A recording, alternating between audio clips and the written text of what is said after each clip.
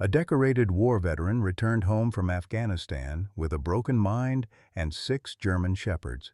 He trained them with military precision, teaching each dog a specific mission. Then, 3 days before he was set to testify against a powerful enemy, he died suddenly at age 34. His 2-year-old daughter, Grace, was left with nothing but fading memories and those 6 loyal dogs. 6 years later, someone wants to destroy everything her father left behind. Not for the land, not for money, but to bury a secret that could expose a murder no one knows happened. These aren't just dogs. They're 6 soldiers completing their final orders. Protect Grace Mitchell with their lives. What they're about to reveal will prove that a father's love doesn't end with death, it just finds a different way to fight. And some promises are kept beyond the grave. Leave a like and share your thoughts in the comments along with the city you're watching from now. Let's continue with the story. The Montana winter had a way of making everything feel smaller. The world, hope, possibilities. Sarah Mitchell stood at her kitchen window, watching snow fall across the 15-acre property that had been in her late husband's family for 3 generations. The thermometer outside read -12 degrees, but inside wasn't much warmer. The electricity had been cut off 3 days ago. She turned back to the kitchen table where bills lay scattered like accusations. Electric, $340, overdue 75 days. Land lease, $850, overdue 90 days. Captain's heart medication, $180, needed in 5 days. Her hands trembled as she opened her worn wallet and counted $12.37. That was everything until, well, there was no until. Her part-time nursing job barely covered food.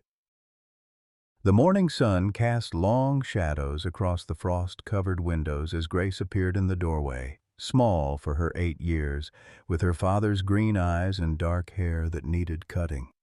"Mom, I'm hungry." Sarah's chest tightened. She opened the refrigerator. 6 packages of dog food, 1 carton of milk, 3 days past expiration, 2 eggs. She'd been splitting her own meals with Grace for a week, pretending she'd already eaten. "I'll make you something special, sweetheart." As she cracked both eggs into a pan, Sarah heard the familiar sounds from outside. 6 sets of paws moving in synchronized patrol around the property. James had trained them that way. Even now, 6 years after his death, they maintained their posts like the soldiers they'd been taught to be. Captain, the oldest at 10, stood at the front gate despite his weakening heart. Liberty, the gentle maternal one, waited by the back door. Ranger prowled the perimeter. Scout checked the barn. Sergeant watched the road, and Hope, born 3 months after James died, stayed close to wherever Grace went, as if she understood she was protecting something precious she'd never met.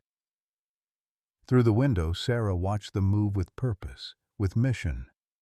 They were costing her everything: food, medicine, the mounting pressure from the town council about pet limits. Any reasonable person would have rehomed at least half of them by now. But these weren't pets. They were James's last gift. His final promise. 6 pieces of him still protecting their daughter. Sarah plated the eggs and gave them all to Grace, watching her daughter eat while her own stomach cramped with hunger. She touched her wedding ring, the last valuable thing she owned, the one thing she couldn't bring herself to sell. Outside, Captain's bark cut through the morning air. Deep, urgent, warning. Sarah's blood went cold. She knew that bark. James had trained it into him. Danger approaching. A black SUV was rolling up the snow-covered driveway, expensive and out of place. Sarah recognized it immediately, and her hands instinctively reached for Grace, pulling her close. Marcus Brennan had come calling. Sarah's heart hammered as she watched Marcus Brennan step out of his SUV. At 58, he wore success like armor. Tailored wool coat, leather gloves, the kind of polished confidence that came from never hearing the word no. The 6 dogs had formed a barrier between the vehicle and the house, Captain at the front despite his age, teeth bared in a warning that needed no translation. "Grace, go to your room," Sarah said quietly. "But Mom, now, please." Grace disappeared up the stairs, but Sarah knew she'd be watching from the window. The girl missed nothing, just like her father. Sarah stepped onto the porch, arms crossed against the bitter cold and against him. She hadn't seen Marcus Brennan in over a year, not since the last time he'd come sniffing around the property with his development company's empty promises. "Sarah." Marcus's voice was smooth, measured. He didn't approach closer, wisely wary of the dogs. "It's been a while? Not long enough." The words came out harder than she'd intended, but she didn't soften them. "I came to make you an offer. A good one." He pulled an envelope from his coat. "My development company wants to purchase your land. $85,000, cash, today if you want it." Sarah's breath caught. $85,000. It would solve everything. The bills, the food, Captain's medication, Grace's future. For a moment, just a moment, she let herself imagine it. No more counting coins, no more splitting meals, no more lying awake calculating how many days until they lost everything. But this land was James's. The house where he'd grown up, where they'd planned to raise Grace, where he'd spent his last years training these dogs to protect their daughter. "No," she said. Marcus's jaw tightened almost imperceptibly. "Sarah, be reasonable. You're drowning in debt. Everyone in town knows it. You can barely feed yourself, let alone 6 dogs. We manage. Do you?" He gestured toward the dark windows. "Electricity's off. I noticed. How long before the water's next? Before social services starts asking questions about whether Grace is being properly cared for?" The threat landed exactly as he'd intended. Sarah's hands clenched into fists. "Get off my property." "I'm trying to help you." His tone shifted, becoming almost paternal. "James would have wanted you to be practical, to put Grace first." "Don't!" Sarah's voice shook with rage. "Don't you dare tell me what James would have wanted. You didn't know him." Something flickered across Marcus's face. Was it amusement? Contempt? It vanished too quickly to identify. "Actually, I knew James quite well. We served together, remember? Before he came home and decided to play hero with a bunch of dogs." Captain's growl deepened. The other dogs shifted, reading the tension. "James left you with nothing but debt and animals," Marcus continued. "I'm offering you a way out, 85,000. Think about what that could mean for Grace. Real security. A future. This land is her future. Her heritage. Her heritage is poverty and stubbornness." Marcus's patience was wearing thin now, the polished veneer cracking. "The town council's been discussing pet ordinances, Sarah, safety concerns. How many dogs is too many for a residential property? The vote's next week." Sarah's stomach dropped. "You're behind this?" "I'm a concerned citizen. These are dangerous animals, military-trained attack dogs living next to families with children." He spread his hands as if the logic were obvious. 3 dogs is reasonable. 6 is excessive. The ordinance will pass, I guarantee it. And then you'll have to choose which ones to get rid of. The words hit like physical blows. Choose. Get rid of. As if the dogs were furniture, not family. Not James's legacy. "Nah, you can't make me. The law will make you.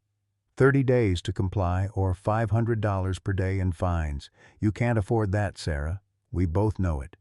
He stepped closer and Captain lunged forward, stopped only by Sarah's sharp command. "But it doesn't have to come to that. Sell me the land. Take the money. Start over somewhere else, somewhere warmer, easier, somewhere you can actually afford. Sarah's mind raced. This was a trap, carefully constructed.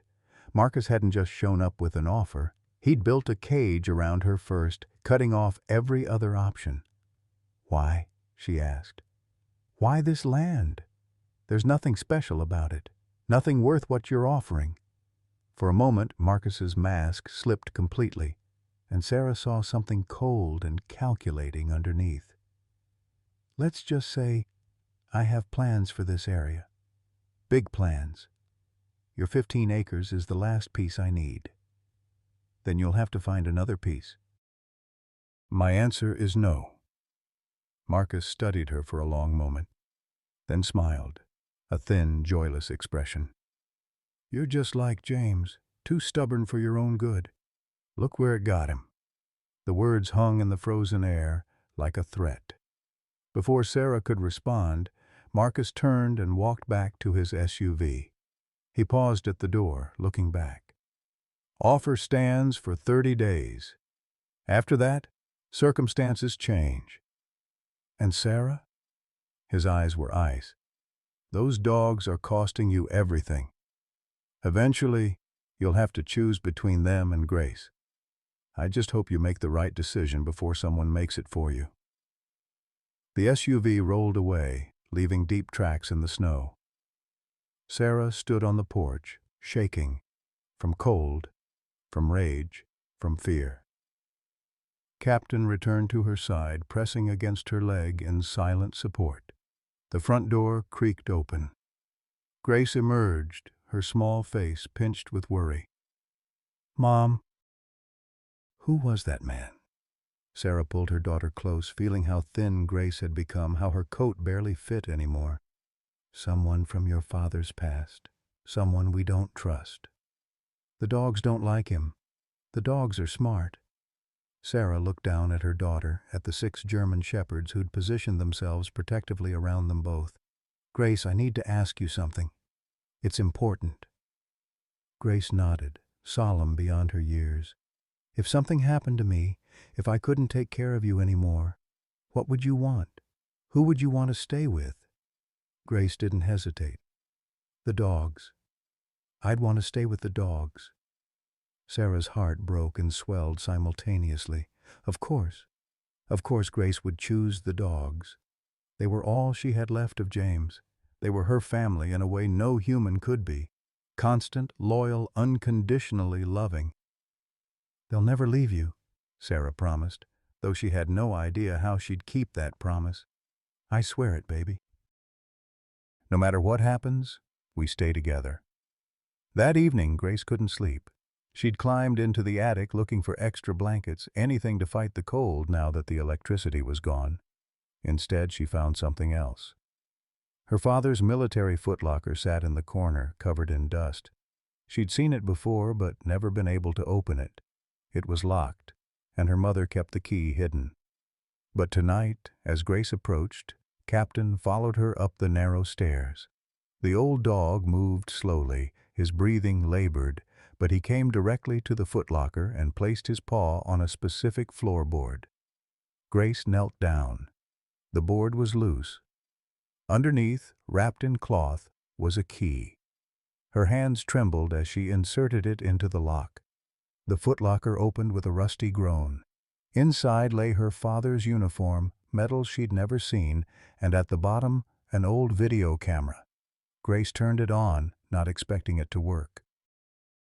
But the battery indicator showed a charge and the screen flickered to life. Files, dozens of video files, all dated from 6 years ago, the weeks before her father died. She clicked on the first one. Her father's face appeared on the screen and Grace gasped. She had so few memories of him, just photographs and stories. But here he was, moving, breathing, speaking. Grace, baby, James said, his voice rough with exhaustion. If you're watching this, I'm gone. But I need you to know something. These dogs, I trained them for you. The video cut to training footage. Captain learning to guard a door. Liberty practicing comfort behaviors. Ranger responding to threat commands, Scout finding hidden objects, Sergeant playing, providing joy, and there, a puppy that would become Hope, being trained by the others. James's voice continued over the images. Each one has a job. Captain leads, Liberty loves, Ranger guards, Scout finds, Sergeant lifts spirits, and Hope is the future. She'll be born after I'm gone, but she'll carry everything the others teach her. The camera returned to James's face. His eyes were haunted, dark circles underneath, but they blazed with fierce determination. I can't protect you myself anymore, but they will. Trust them, Gracie. Trust them with your life. They're not just dogs. They're soldiers. My soldiers. Completing my final mission. His voice cracked on the last words. I love you, baby girl. I'll always love you. And through them, I'll always be watching over you. The video ended abruptly. Grace sat in the dark attic, tears streaming down her face, clutching the camera to her chest. Captain laid his head on her lap, exactly as her father had shown him to do in the video. I understand now, Daddy, she whispered. I understand. She brought the camera downstairs, finding her mother sitting at the kitchen table in the dark, staring at nothing. Mom, you need to see this. Together they watched the video. Then they watched another and another. James had recorded dozens of them, training sessions, messages, explanations of what each dog could do. It was like having him back, if only for these captured moments. In the last video, James looked directly into the camera, his face gray with exhaustion. Sarah, Grace, if you're watching all of these, then you know. You understand what I built here. These dogs are more than protection. They're proof. They're witnesses. And when the time comes, they'll lead you to the truth. Sarah froze. What truth? But the video had ended. Outside, all 6 dogs suddenly began to bark, urgent, alarmed, the warning James had trained into them. Sarah rushed to the window. In the moonlight reflecting off the snow, she could see a figure at the edge of the property, watching the house, too far to identify, but close enough to be a threat. The figure stood there for a long moment, then melted back into the darkness. Mom? Grace's voice was small, frightened. What's happening? Sarah pulled her daughter close, one hand reaching for the cell phone to call the sheriff, the other unconsciously touching the spot where James's pistol used to be kept in the drawer. She'd sold it months ago for grocery money. I don't know, baby, but we're going to find out. The town council meeting 4 days later felt like a trial. Sarah sat in the back row of the community center, Grace beside her, while 50 or so residents filled the folding chairs. The room smelled of old coffee and wood polish, the fluorescent lights humming overhead like nervous insects. Walter Hutchins, the council president, called the meeting to order. He was 73, white-haired, with the kind of authority that came from old money and older connections. Sarah had known him her entire life. He'd been at her wedding. He'd spoken at James's funeral. Now he wouldn't meet her eyes.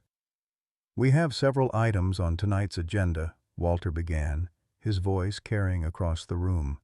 But first we'll address the emergency pet ordinance proposed 2 weeks ago. Sarah's hands clenched in her lap. Grace reached over and took one, squeezing tight. The ordinance proposes a limit of 3 dogs per household within town limits and adjacent properties, Walter continued. This is for public safety, sanitation concerns, and the general welfare of our community. A woman in the 3rd row raised her hand. What about working farms, ranches? They need more dogs. Properties over 50 acres would be exempt, Walter said.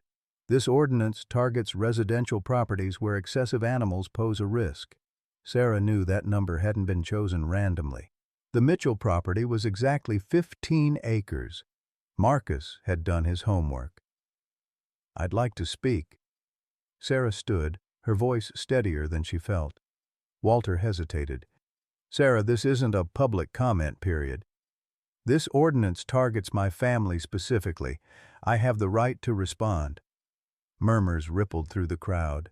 Walter's jaw tightened, but he nodded. 5 minutes. Sarah walked to the front, aware of every eye on her, every whisper. She looked out at faces she'd known her whole life. Neighbors, friends, people who'd brought casseroles after James died and then slowly stopped calling.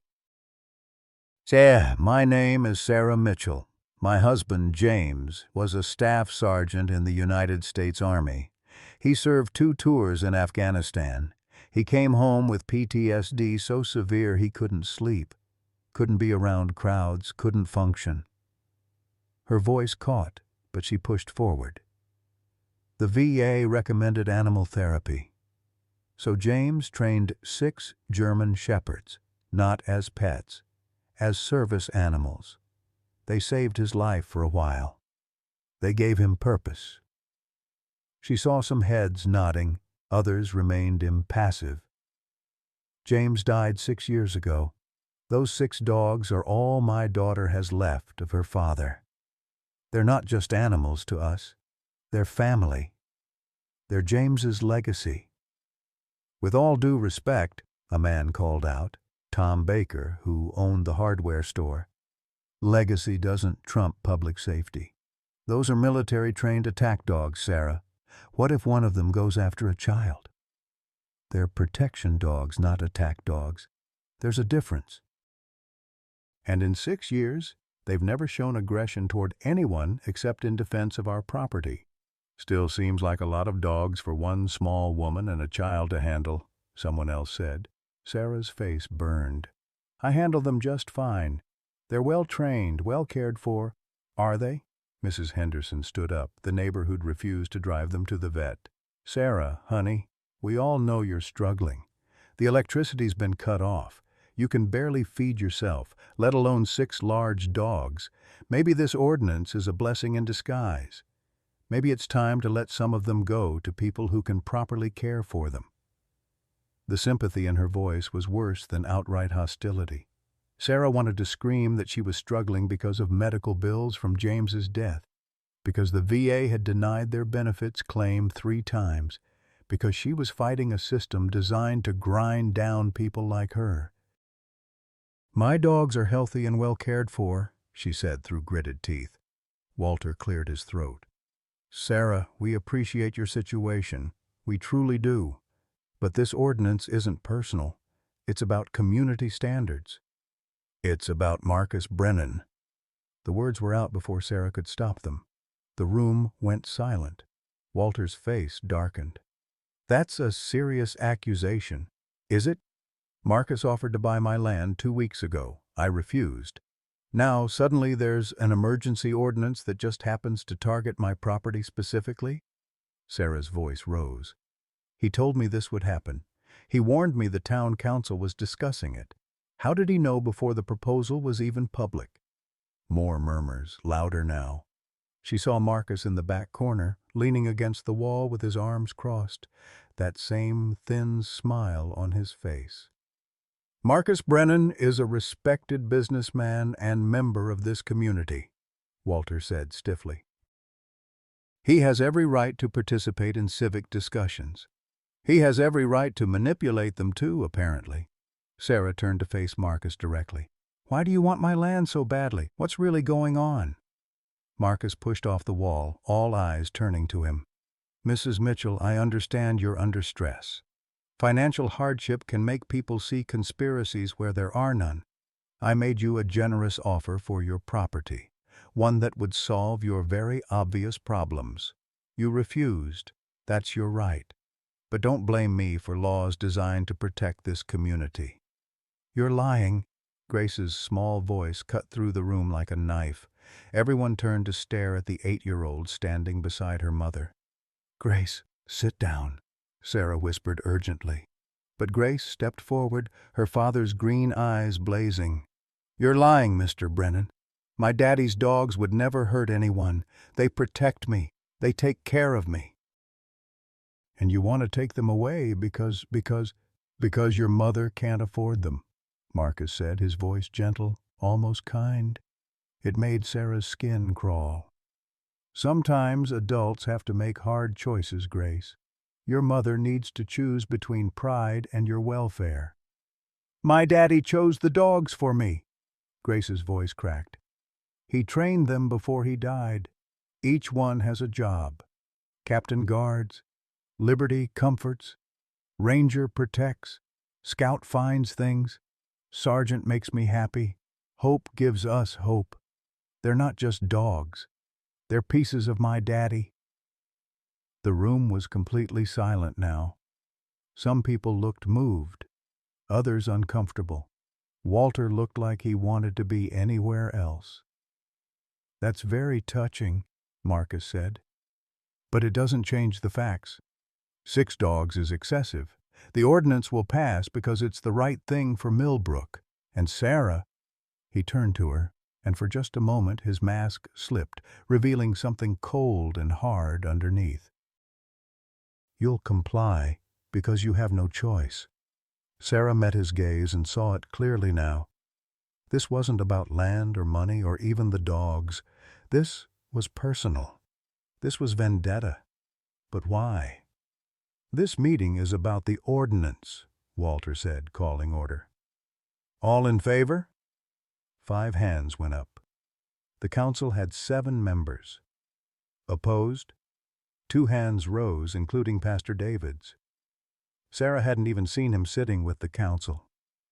His face was troubled, guilty. "The ordinance passes. All properties under 50 acres are limited to 3 dogs maximum. 30 days to comply or fines of $500 per day begin." Walter banged his gavel. "Meeting adjourned." The sound echoed like a gunshot.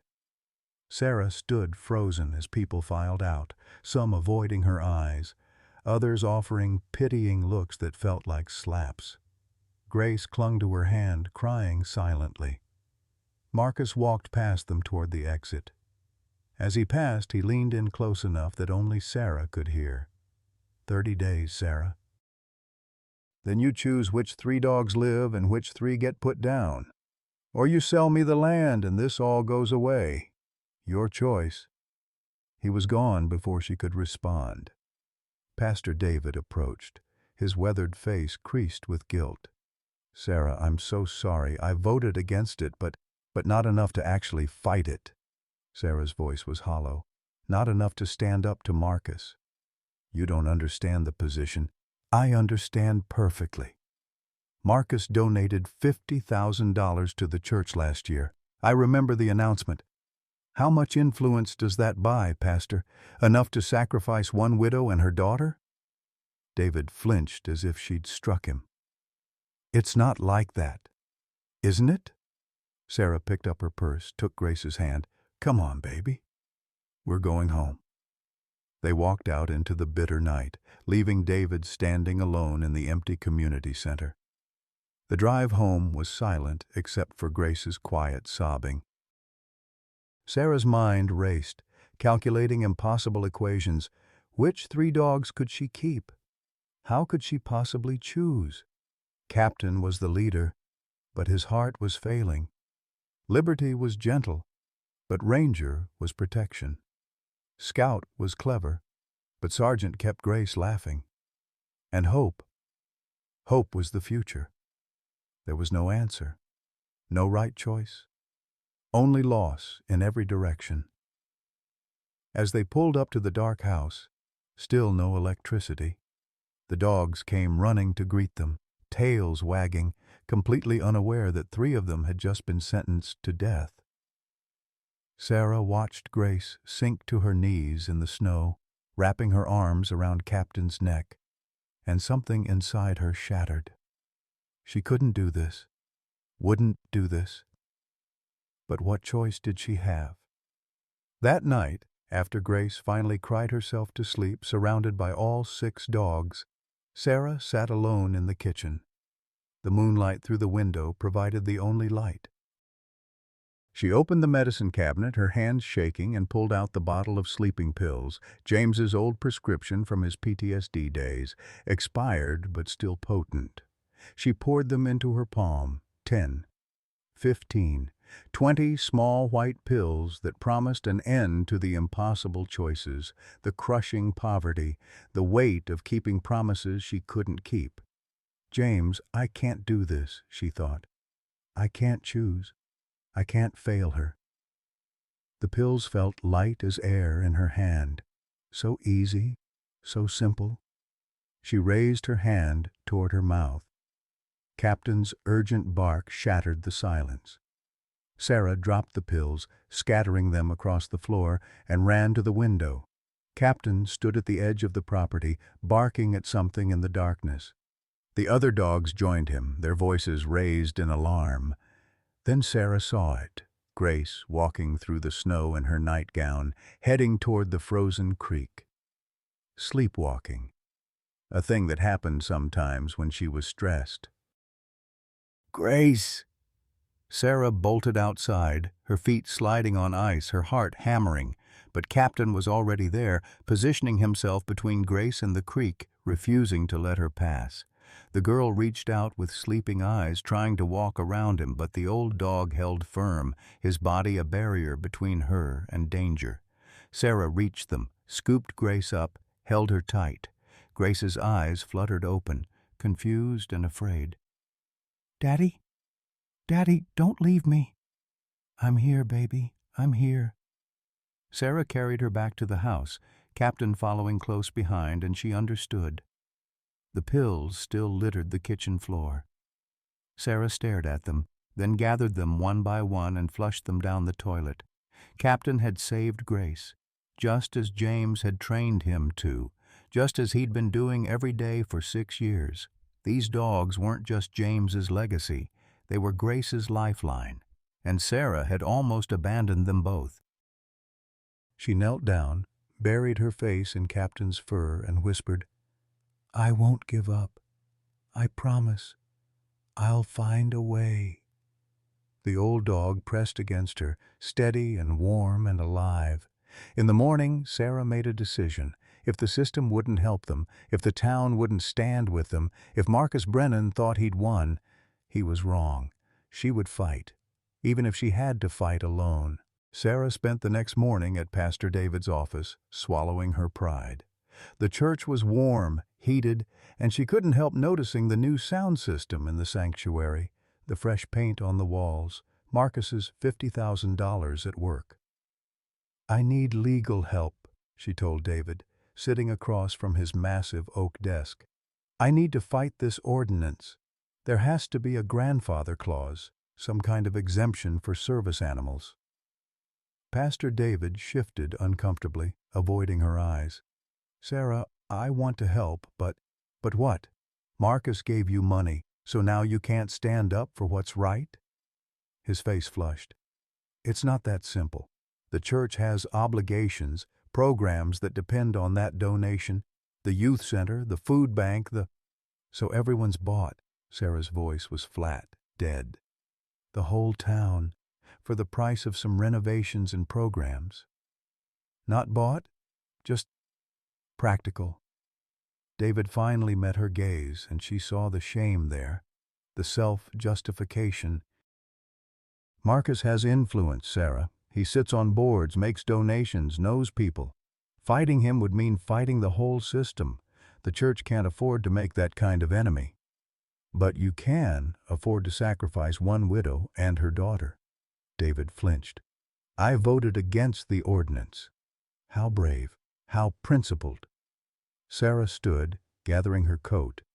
"James always said you were a good man. I guess he was wrong about a lot of things."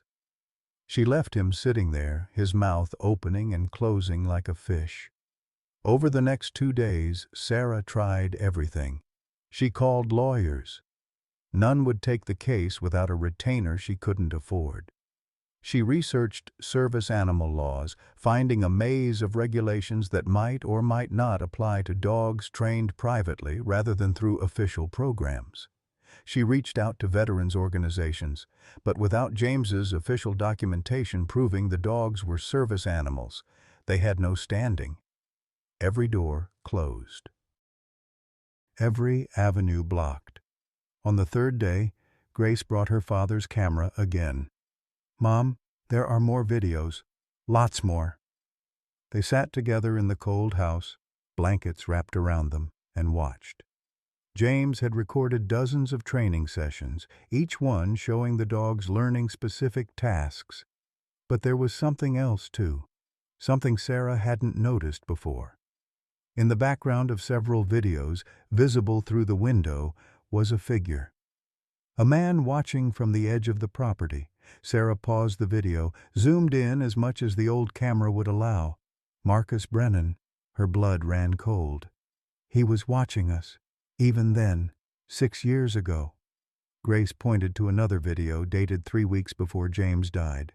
In this one, James spoke directly to the camera, his voice urgent, strained. "If Marcus comes for you, and he will, look for Shadow." "Shadow?" Sarah frowned. "Who's Shadow?" Grace was already pulling out an old photo album from James's footlocker. She flipped through pages until she found it, a photograph from Afghanistan. James in his uniform, surrounded by 7 German shepherds, not 6. "There was a 7th dog," Grace whispered. Sarah studied the photo. The 7th dog was larger than the others, darker, with intelligent eyes and a distinctive scar across his muzzle. Written on the back, "Shadow, my partner, my friend. K9 Unit 2014. "But we only have 6 dogs," Sarah said slowly. "Where's Shadow?" Grace clicked to the next video. James appeared on screen, looking exhausted, ill. Dark circles under his eyes, his skin gray. "Shadow knows where the truth is buried," James said, his voice barely above a whisper. "Under the willow where we said goodbye." "The willow tree," Grace said, already moving. "By Daddy's grave." They bundled up and walked through the snow to the small cemetery at the edge of the property, where James was buried beneath a simple headstone. A willow tree grew beside it, bare branches reaching toward the winter sky. "Daddy said Shadow knows," Grace repeated, looking around. "But there's no dog here." Sarah circled the tree, looking for what? A clue? A message? Then she noticed it. A small headstone she'd never paid attention to before, half hidden by snow. She brushed the snow away. "Shadow, loyal friend, K9 Unit. Rest in peace." Shadow's buried here? Grace knelt beside the small grave. Scout, who'd followed them, suddenly began digging at a spot near Shadow's headstone. The intelligent female dog pawed at the frozen ground with determination, the same way James had trained her to find hidden objects. "Good girl, Scout," Sarah said, helping dig. Her fingers quickly went numb, but she kept going. About a foot down, she hit something solid. A military-grade waterproof container, the kind James had used to store sensitive materials. Sarah's hands shook as she opened it. Inside was a USB drive and an envelope marked in James's handwriting, "Evidence, open when time comes." "The time's come," Sarah whispered. Back at the house, they huddled around Grace's school laptop, the one luxury they'd kept, essential for homework. Sarah inserted the USB drive. The first file was security footage dated 6 years ago. The timestamp showed it was from 3 days before James died. The angle showed their kitchen from outside, through the window. Sarah watched Marcus Brennan enter their home. She remembered that day. She'd been at work, and approached James's water bottle sitting on the counter. Marcus looked around carefully, then pulled a small vial from his pocket and poured something into the water. "Oh my God," Sarah breathed. "He poisoned James." The next file was hidden camera footage from inside the house. James confronting Marcus. "I know what you did." James's voice, strong and steady. "The embezzlement. The stolen death benefits. I have documents." "I'm testifying next week." Marcus's face was cold, calculated. "You can't prove anything." "I have spreadsheets, transfer records, communications between you and your contacts at the VA. 23 families, Marcus. You stole death benefits from 23 families of fallen soldiers." "James, don't make me do something we'll both regret." "Is that a threat?" "It's a warning. Think about Sarah. Think about Grace. Think about what happens to them if you destroy me." James stepped closer to the camera, his face filling the frame. "If anything happens to me, this recording goes to the FBI. You touch my family, you lose everything." Marcus's laugh was bitter. "You're dying anyway, James. I can see it. The arsenic is already in your system, has been for months. By the time you testify, if you even make it that far, you'll be too sick for anyone to believe you. They'll think it's the PTSD, the stress, the guilt over your dead soldiers." The video ended. Sarah sat frozen, her mind struggling to process what she'd just seen. James hadn't died from PTSD complications. He'd been murdered, slowly poisoned over months by a man he'd trusted, a man he'd served with. The USB drive contained more, dozens of documents. Financial records showing Marcus had embezzled $340,000 from veteran death benefits between 2015 and 2016. Names of families defrauded. Wire transfer records, communications with corrupt VA officials, and at the bottom of the file list, a private toxicology report James had ordered himself before he died. Arsenic poisoning, consistent with slow exposure over 3 to 4 months. James had known he was dying, had known who was killing him, and had spent his last weeks gathering evidence, building an airtight case, making sure that even in death he'd protect his family and get justice for those 23 families. "Mom?" Grace's voice was small, frightened. "Mr. Brennan killed Daddy?" Sarah pulled her daughter close, her mind reeling. "Yes, baby. He did." "Why?" "Because Daddy was going to expose him, stop him from stealing from other families." Grace was quiet for a moment, then, "What do we do now?" Sarah looked at the evidence on the screen, then at the dogs gathered around them, at the house she was about to lose, at her daughter, who deserved so much better than this. "We fight," she said. "We finish what your daddy started." But that night, the danger escalated. Sarah was feeding the dogs their dinner when Captain refused to eat. The old dog backed away from his bowl, barking urgently. Scout sniffed her bowl and immediately pulled back, growling low in her throat. Sarah's heart lurched. She inspected the food. Mixed into the kibble were small green pellets that didn't belong. Rat poison. Someone had been on their property. Someone had tampered with the dog food while they were at the cemetery. She checked the perimeter. The fence had been cut near the back of the property. Boot prints in the snow, size 11. Marcus's size. Sarah called 911, but the sheriff's deputy who arrived was dismissive. Could be kids pulling a prank. Could be wild animals got into your storage. There are boot prints. Evidence of tampering. I'll file a report, Mrs. Mitchell, but without proof of who did it. The deputy shrugged. Just be more careful about securing your property. After he left, Sarah stood in the dark kitchen, looking at her sleeping daughter upstairs, at the dogs who'd almost been poisoned, at the evidence that could bring down Marcus Brennan. She loaded James's old service pistol. She'd kept it hidden in the attic, the one thing she'd claimed she'd sold. Her hands trembled as she checked the ammunition. That night, Sarah didn't sleep. She sat in the dark living room, pistol in her lap, watching the windows and doors. The dogs rotated guard duty like James had trained them, each one taking a shift patrolling the property. At 3 a.m., Captain's bark shattered the silence. Deep, urgent, a warning. Sarah grabbed the pistol and rushed to the window. A figure stood at the edge of the property, barely visible in the darkness, too far to identify but close enough to be a threat. She called out, "This is private property. I'm armed. Leave now or I'll shoot."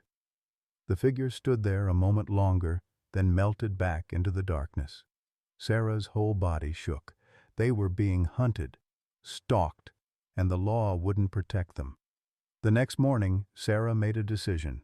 If the system wouldn't help them, if the town wouldn't stand with them, she'd have to take a different approach. She called the local news station. "I have a story," she told the news director, "about corruption, murder, and a cover-up that's been going on for 6 years. About a veteran who was murdered for trying to expose a criminal, and about how his family is now being terrorized to keep the truth hidden." "That's a serious accusation, Mrs. Mitchell. I have evidence. Video, documents, financial records, everything. But I need protection. I need someone to witness this before Marcus Brennan silences us permanently." There was a pause. "We can have a reporter there this afternoon." Sarah hung up and looked at Grace, who'd been listening. "Baby, things are about to get very difficult. Are you ready?" Grace, small but fierce, nodded. "Daddy started this fight. We're going to finish it." By afternoon, a news van pulled up to the property. The reporter, a woman in her 30s named Jessica Chen, looked skeptical until Sarah showed her the USB drive contents. Jessica's skepticism transformed into sharp focus. "This is, Mrs. Mitchell, this is huge. This is national news. Will you help us?" "I'll do better than that. I'm calling our investigative team. This story needs to break properly, with full documentation, legal backing." Jessica pulled out her phone. "But Mrs. Mitchell, you need to understand, once this goes public, there's no taking it back. Marcus Brennan will come at you with everything he has." "He's already trying to take everything I have," Sarah said, watching the 6 dogs playing with Grace in the snow. "He took my husband. He won't take my daughter. He won't take our home. And he won't take those dogs." Jessica nodded, already making calls. Within hours, the house was swarming with people. Reporters, camera crews, legal experts from veterans advocacy groups who'd heard about the case. They documented everything, copied all the evidence, interviewed Sarah and Grace. As the sun set, Jessica approached Sarah.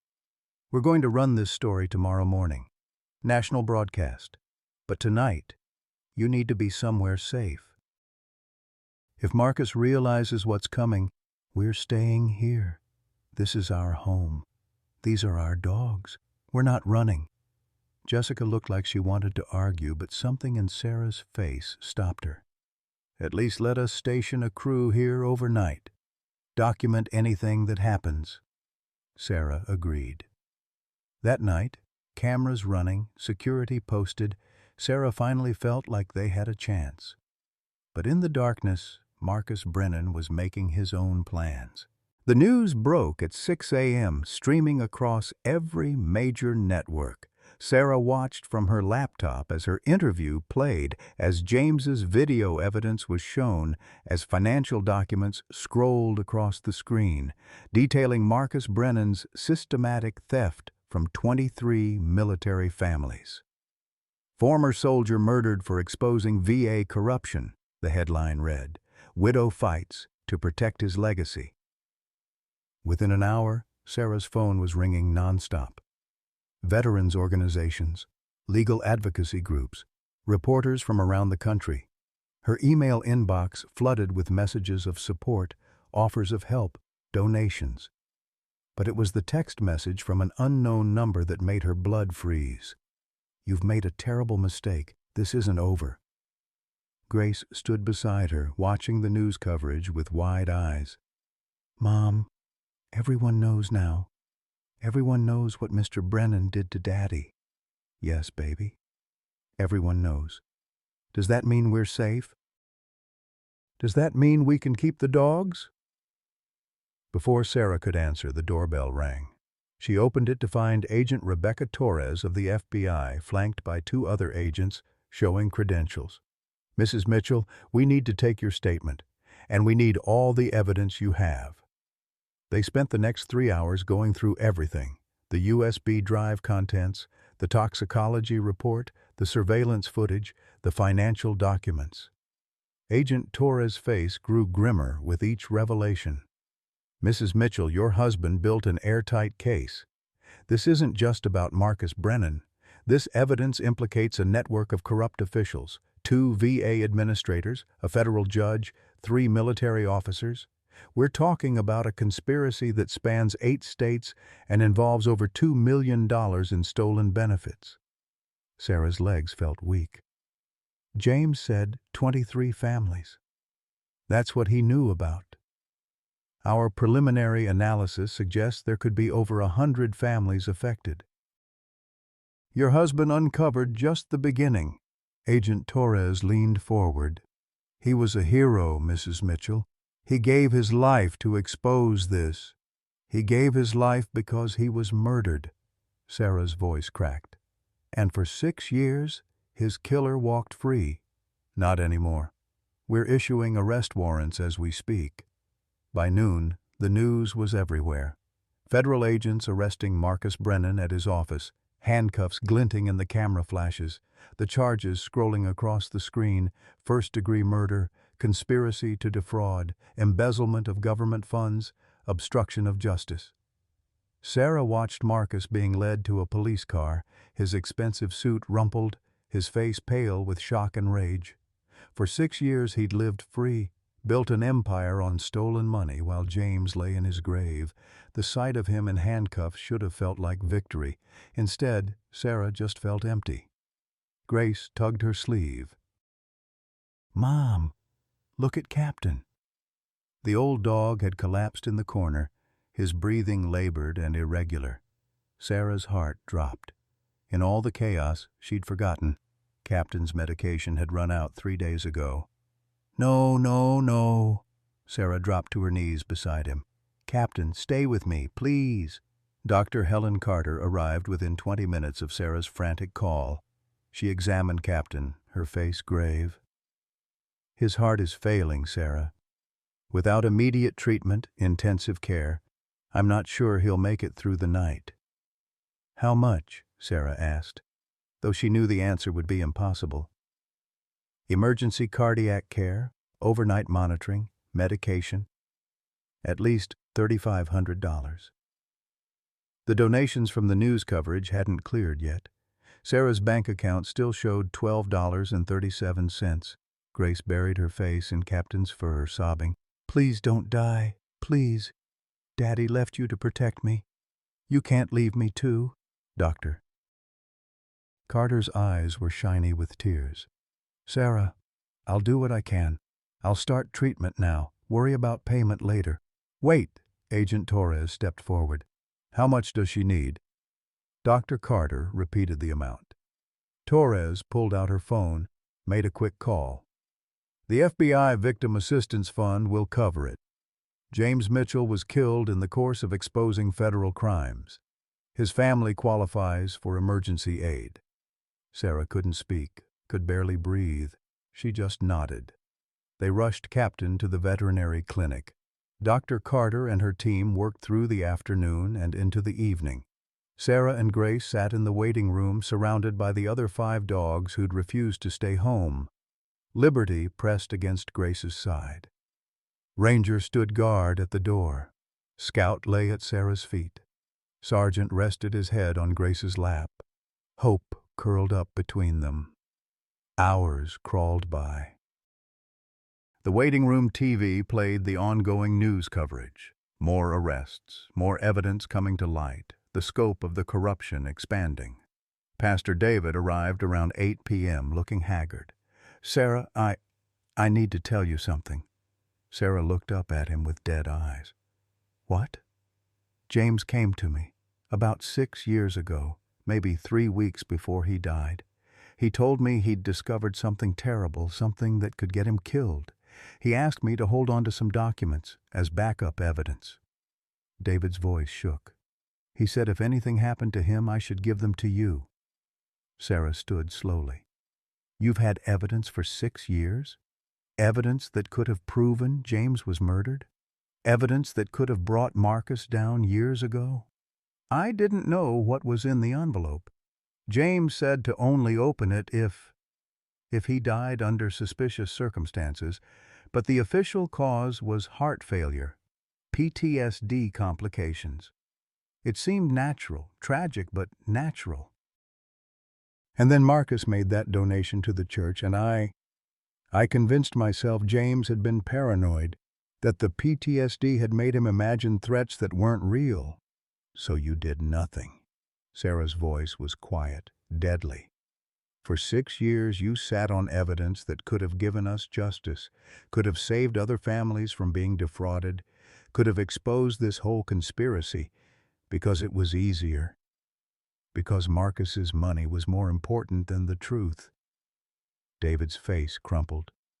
I'm so sorry. God forgive me. I'm so sorry. I'm not the one you need to apologize to. Sarah turned her back on him. James is all those families Marcus kept stealing from while you stayed silent. They're the ones you owe.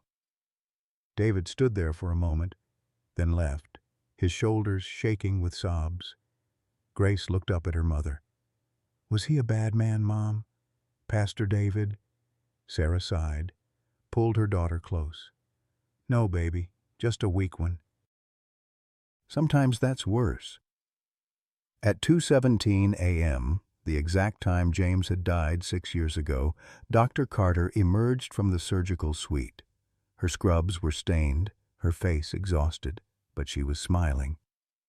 He's stable. I don't know how, but he pulled through. It's like something was keeping him here, giving him the strength to fight. Grace burst into tears of relief. Can we see him? In a few minutes. He's still sedated, but the door to the recovery room opened, and Captain appeared, walking slowly but steadily. He should have been unconscious, too weak to move, but somehow the old dog had gotten up and walked to the doorway.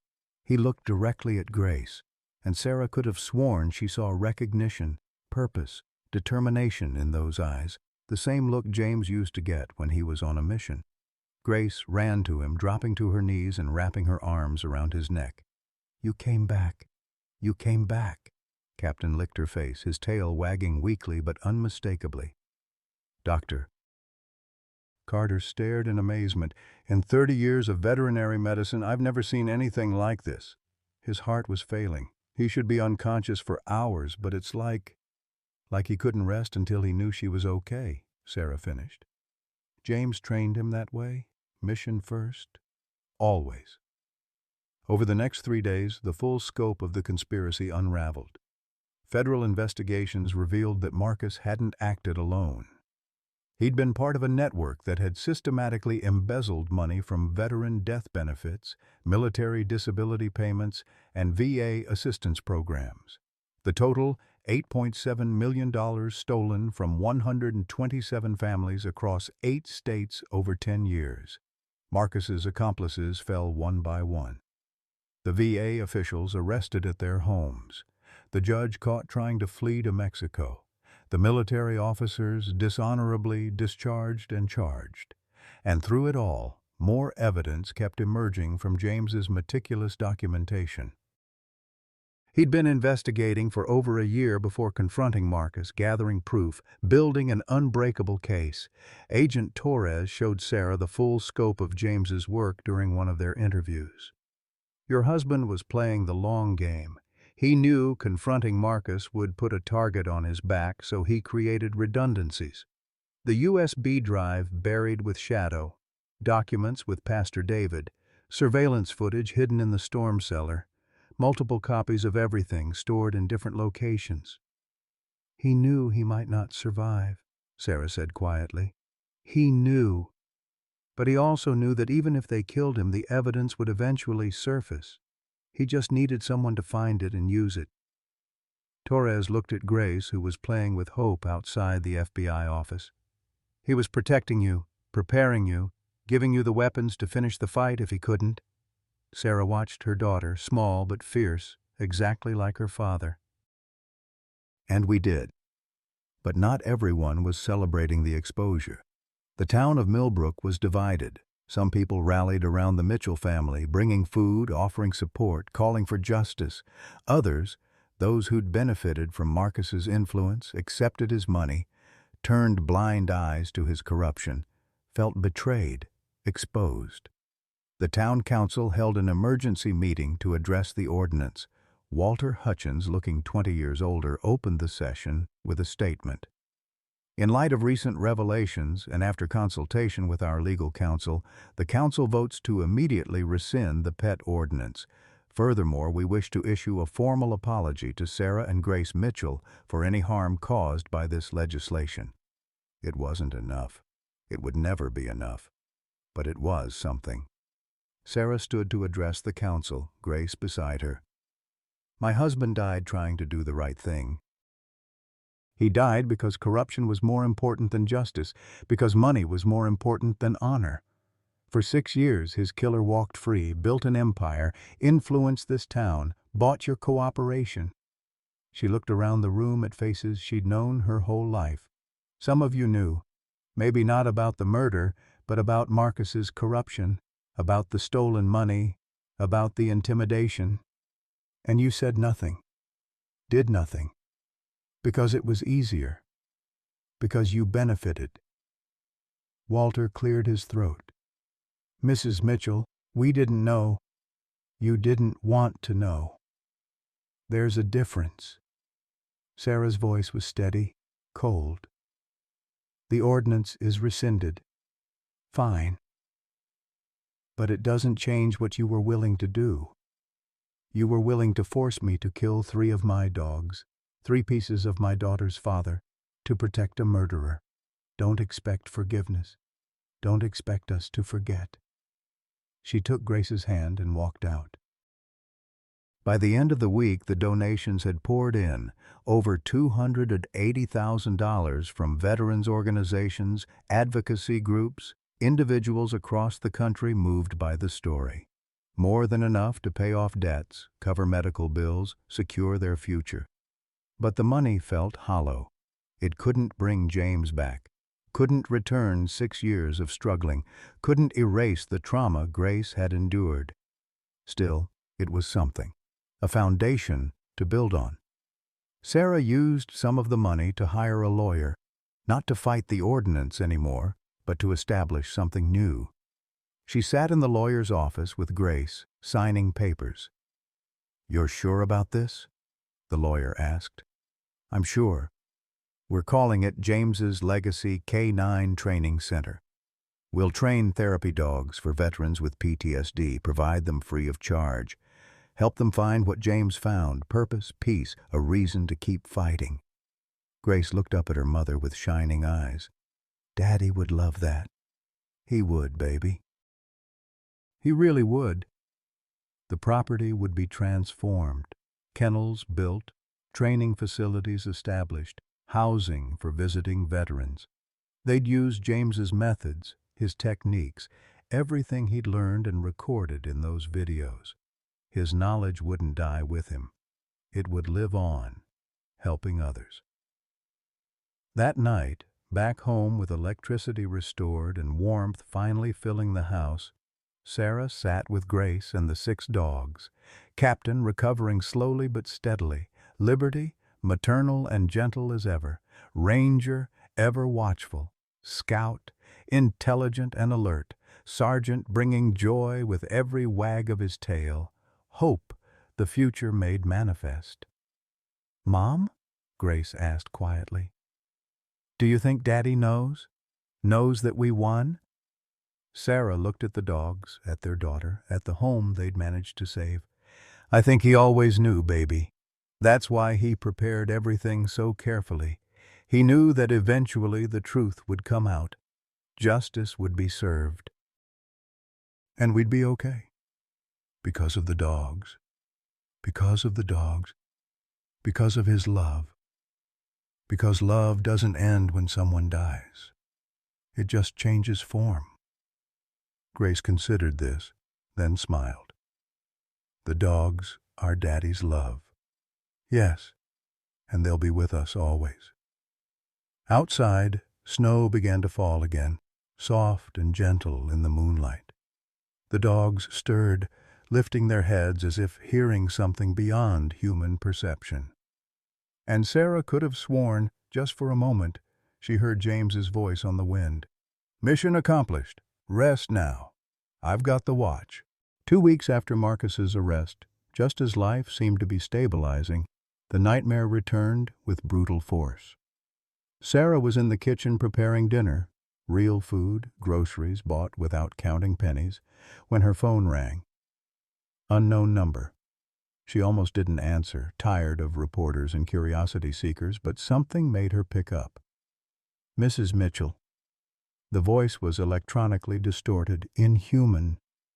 "You made a mistake exposing Marcus. A very costly mistake." Sarah's blood went cold. "Who is this?" "Someone who's been watching. Someone who knows you're alone with your daughter right now. Someone who knows exactly where Grace goes to school, what route she walks home, which window is her bedroom. I'm calling the police." "The police can't protect you. Not from what's coming. You destroyed one man, Mrs. Mitchell. But you've angered many more. People who had arrangements with Marcus. People who are now exposed because of your husband's evidence. People who have everything to lose." The line went dead. Sarah stood frozen, the phone trembling in her hand. Then she moved, fast. "Grace! Grace! Come here now!" Grace appeared from the living room, alarmed by her mother's tone. "What's wrong?"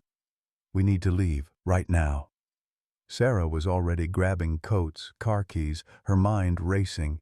Where could they go? The house wasn't safe, was anywhere safe. That's when she heard it. Captain's warning bark, the one James had trained specifically for intruders.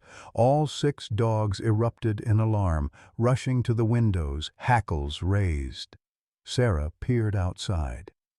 3 men approached through the darkening evening, their faces obscured by ski masks. One carried what looked like a crowbar. Another had a gas can. "Mom!" Grace's scream pierced the air. Sarah grabbed her daughter, pulled her toward the back door. But through the kitchen window she saw 2 more figures approaching from behind, surrounded. The dogs were frenzied now, positioning themselves between the family and every point of entry. Ranger threw himself against the front door as someone tried to force it. Scout and Sergeant guarded the back. Liberty stayed with Grace, pressing the child behind her body. Captain, still weak from his recent health crisis, positioned himself directly in front of Sarah, trembling with effort but refusing to yield. "This is private property," Sarah shouted, her voice cracking. "I've called the police." "No, you haven't." The distorted voice came from outside, from a speaker or megaphone. "Your phone's jammed. No calls in or out. No one's coming to help you." A window shattered. Ranger lunged at the opening, snarling viciously, and the intruder pulled back with a shout. But there were too many of them, too many points of attack. Sarah ran to James's old desk, fumbling for the pistol she'd hidden there. Her hands shook so badly she could barely load it. Another window broke. Then another. The men were trying to smoke them out or force entry. She couldn't tell which. Hope yelped as glass rained down near her. "Grace, upstairs. Now!" Sarah pushed her daughter toward the stairs. "Lock yourself in the bathroom. Don't come out no matter what you hear." "Mom, no. I can't leave you." "Go!" Grace ran, Liberty racing after her. Sarah heard the bathroom door slam, the lock click. The front door splintered under repeated blows. Ranger and Sergeant threw themselves at it, buying seconds. Captain stood beside Sarah, his body language pure military aggression despite his weakness. Then Sarah smelled it. Gasoline. They were splashing it on the walls, the porch. Dear God, they were going to burn the house down. She fired the pistol through the broken window, not aiming to kill, but to warn. The shot was deafening in the enclosed space. "Get back! I will shoot to kill!" For a moment, silence. Then cruel laughter. "You've got maybe 6 bullets, lady." "There are 7 of us. Do the math." Sarah's mind raced frantically. The dogs couldn't hold them off forever. Grace was trapped upstairs. If they started the fire... A new sound cut through the chaos. Sirens, multiple vehicles approaching fast. "Police! Drop your weapons!" The intruders scattered like roaches when lights come on. Sarah heard vehicles peeling away, shouts, the sounds of pursuit. Then footsteps on the porch. Heavy, authoritative. "Mrs. Mitchell! FBI! It's Agent Torres! You're safe!" Sarah's legs gave out. She collapsed against the wall, the pistol falling from her nerveless fingers. The dogs, reading the stand down in her posture, relaxed their aggressive stances but remained alert. Agent Torres entered with 4 other agents, weapons drawn, clearing each room. "Grace? Where's Grace?" "Upstairs. Bathroom." Sarah could barely form words. Torres ran up and returned moments later with Grace, who flew into Sarah's arms, both of them shaking uncontrollably. "How did you know?" Sarah managed. "We've had surveillance on the house since the arrest started. When we detected the phone jamming signal, we knew something was wrong." Torres's face was grim. "We caught 3 of them. The others got away, but we have their vehicles on camera, DNA evidence from the blood one of your dogs drew. They're not getting far." But the damage was done. The house was destroyed. Windows shattered, walls damaged, the stench of gasoline everywhere. And worse, the psychological damage, the terror. Grace wouldn't let go of Sarah, wouldn't stop shaking. They were going to kill us. They were going to burn us alive. "But they didn't," Sarah said, though her own voice trembled. "We're alive. We're safe. Are we?" Grace's eyes, her father's green eyes, looked up at her mother with devastating clarity. "Are we really safe, Mom? Or is this going to keep happening?" Sarah had no answer. They spent that night in a safe house provided by the FBI, a nondescript building with armed guards and reinforced security. The dogs came with them, of course. Grace wouldn't sleep unless all 6 were in the room, a furry barrier between her and the world. Sarah sat awake in a chair, watching her daughter finally sleep fitfully, surrounded by German shepherds who'd proven once again that they were more than pets, more than protection. They were warriors. Agent Torres entered quietly. "We identified 2 of the men, associates of Marcus Brennan, hired muscle he'd used for intimidation before." "Will they testify against him?" "They already are, cutting deals to reduce their sentences. Marcus ordered the attack from jail, used a burner phone smuggled in by a corrupt guard." Torres sat down heavily. "Sarah, this isn't over.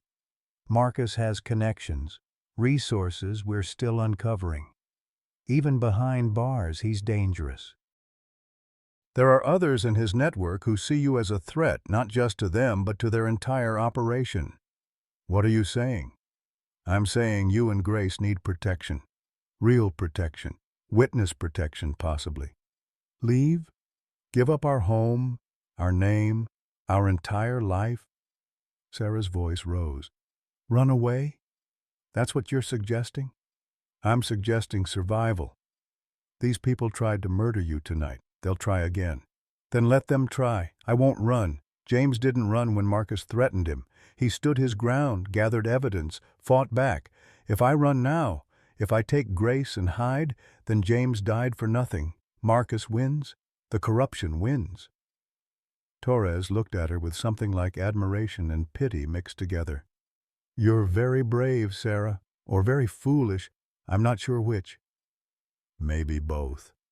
Over the next days, the investigation deepened. The 3 captured attackers talked, revealing a network far more extensive than anyone had realized. Marcus hadn't just embezzled from veteran benefits, he'd been running a comprehensive fraud operation, using his legitimate development business as a front. Properties purchased with stolen money, construction contracts awarded to shell companies, Kickbacks, bribes, money laundering. The scope was staggering, and James had threatened to expose all of it. But the most devastating revelation came from interrogating Marcus himself. Agent Torres called Sarah to the FBI office, her face pale. "Sarah, you need to prepare yourself. We've learned something about James's death." Sarah's heart clenched. "What?" "Marcus didn't act alone in the poisoning. He had help. Someone who had access to your home, to James, to his food and water." "Who?" Torres pulled up a photo on her computer. Sarah's stomach dropped. Mrs. Henderson, their neighbor. The woman who'd brought casseroles, offered sympathy, pretended to care. She was Marcus's informant, Torres explained. Had been for years. "And she told him when you'd be at work, when James would be alone. She had a key to your house. Do you remember giving her one?"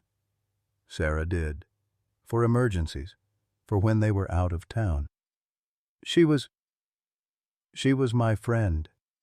She was on Marcus's payroll. $500 a week to watch you, report on James's activities, and eventually to help poison him. She put arsenic in his food, his coffee, anything she helpfully brought over. The betrayal cut deeper than any physical wound. Sarah had let this woman into her home, into her life, had trusted her with grace, had accepted comfort from her after James died, comfort from his murderer. "Where is she?" "We arrested her this morning. She's confessing everything, trying to minimize her role, but the evidence is clear. She's facing murder charges along with Marcus." Sarah felt numb. How many others? How many people were involved? "We're still uncovering the full extent." "But Sarah, you need to understand, this is bigger than Marcus Brennan. This is organized crime. These people don't just steal money. They eliminate threats. Permanently. And right now, you and Grace are the biggest threats they face." That night, back in the safe house, Sarah finally broke down. She'd held it together for Grace, for the investigation, for the fight. But the accumulated weight of it all. James's murder. The poverty, the betrayal, the attack, the revelation that even neighbors couldn't be trusted. It crushed her. She locked herself in the bathroom and wept silently, her body shaking with sobs she couldn't vocalize because Grace might hear. There was a scratching at the door, then a whine. "Captain." She opened it, and the old dog limped in, his heart still healing, but his spirit unbreakable. He pressed against her legs, offering silent comfort in the way only dogs can. "I don't know if I can do this," Sarah whispered to him. "I don't know if I'm strong enough." Captain looked up at her with James's determination in his eyes. And Sarah remembered. James had faced the same choice. Fight or flee, risk everything or surrender. He'd chosen to fight, even knowing it would kill him. Could she do less? She emerged from the bathroom to find Grace sitting up in bed, surrounded by the other 5 dogs. Her daughter looked small, fragile, haunted. "Mom, are we going to die?" Sarah sat beside her, pulled her close. "No, baby. We're not going to die. We're going to live. We're going to fight. And we're going to win. Just like Daddy did. But Daddy died. Yes. But his mission didn't. His fight didn't. We're finishing it. And when we do, when every last person involved in this is brought to justice, then Daddy can finally rest. And so can we." Grace was quiet for a moment, then, "The dogs will protect us." "Yes, the dogs will protect us." Just like Daddy trained them to. But Sarah knew the dogs wouldn't be enough, not against an organization this large, this ruthless. They needed something more.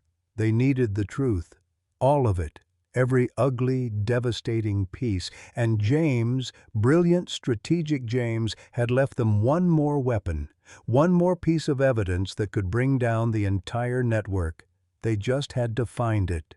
The answer came from an unexpected source. Grace, unable to sleep in the safe house, had been watching her father's training videos again on loop, searching for comfort in his recorded voice. It was 3 a.m. when she shook Sarah awake. "Mom, Mom, there's something wrong with the videos." Sarah dragged herself from exhausted sleep. "What do you mean?" Grace pointed to the laptop screen, where a training video played. "Watch, Captain," in the background. Sarah focused on the German Shepherd in the distance, while James demonstrated commands with Liberty in the foreground. Captain was sitting at attention, but his head kept turning to the same spot, a section of the old barn visible through the window. "He keeps looking there, in every video filmed from this angle, always the same spot." Sarah's heart began to pound. "Show me another video." Grace clicked through files. Sure enough, in multiple videos spanning weeks, Captain repeatedly looked toward that same section of barn, his attention drawn there even while James worked with the other dogs. "It's like Daddy trained him to mark something," Grace whispered, "to show where something is hidden." Sarah was already pulling on her clothes. "We need to get back to the property." Agent Torres initially refused. "It's not secure. The crime scene teams are still processing the attack site, and you're safer here." "There's evidence," Sarah insisted. "Something James hid that we haven't found yet. Something Captain was trained to indicate. It's in the barn, and we need to retrieve it before someone else does." Torres studied her face, then sighed. "I'll arrange an escort, armed FBI presence, but we go at dawn, and you follow my orders exactly." They returned to the Mitchell property as the sun rose, painting the damaged house in harsh morning light. The broken windows, scorched walls, and lingering smell of gasoline looked even worse in daylight. Sarah's stomach turned, but she forced herself forward. The barn was old, built before Sarah was born, used now mostly for storage. The 6 dogs entered first, Scout and Ranger checking for threats before Captain led them to the back section, exactly where he'd been looking in the videos. "Here," Grace said, pointing. "This is the spot." The area looked unremarkable. Hay bales, old equipment, dusty tools. Agent Torres's team began carefully moving items, searching. Scout, the finder dog, started digging at the floor. Not the wooden boards, but a section where dirt was visible beneath. Her paws worked frantically until she hit something solid. Metal, a buried military container exactly like the one they'd found at Shadow's grave. Torres's team excavated carefully, pulling up a large, sealed case. Inside was another USB drive, more documents, and a separate envelope marked "The Complete Truth, Shadow's Final Mission." Sarah's hands trembled as she opened the envelope. Inside was a letter in James's handwriting, dated 2 days before his death. "My dearest Sarah and Grace," it read. "If you've found this, then Shadow completed his mission. Captain showed you the way, and you're ready for the final truth. What you've discovered so far is only part of the story. Marcus Brennan wasn't the mastermind. He was a soldier following orders from someone much more powerful. Someone who's been running this corruption network for over 15 years. Someone who will stop at nothing to keep this hidden." Sarah's blood went cold as she read the name. Thomas Whitmore. Senator Thomas Whitmore, the senior senator from Montana, decorated veteran, chairman of the Senate Veterans Affairs Committee. The man in charge of overseeing veteran benefits and VA operations. The man who'd appeared at James's funeral, offering condolences. The man who'd praised James's service while knowing he'd ordered his death. "Oh my God," Torres breathed, reading over Sarah's shoulder. James was going after a United States senator. The USB drive contained evidence of Whitmore's involvement. Financial records showing money flowing from fraudulent benefits claims into offshore accounts under his control, encrypted communications between Whitmore and Marcus coordinating the theft, and, most damning, an audio recording. James had worn a wire during his final meeting with Marcus, the one captured on video. But the audio continued after the video ended, revealing that Marcus had immediately called someone after James left. "It's done," Marcus's voice on the recording. "Mitchell knows everything. He's going to testify." Another voice, older, authoritative. "Then he won't make it to testify. You know what to do? And make it look natural. Senator, if this goes wrong, it won't. We've done this before. The arsenic is untraceable in small doses. His PTSD provides perfect cover. Everyone will believe he cracked under pressure. It's almost merciful. And if the evidence surfaces? Without Mitchell to testify, the evidence is circumstantial. We'll discredit it, bury it, or blame it on him. A delusional veteran who fabricated documents during a psychological break. Either way, we're protected." The recording ended. Senator Whitmore had ordered James's murder as casually as ordering lunch. Torres was already on her phone, her voice urgent. "I need the director, now. We have a situation." "A senator?" "Yes, Whitmore, evidence of murder, conspiracy, racketeering. We need to move before this leaks." Within hours, FBI headquarters was in chaos. Arresting a sitting United States Senator required coordination with the Department of Justice, careful documentation, ironclad evidence. One misstep could trigger a constitutional crisis.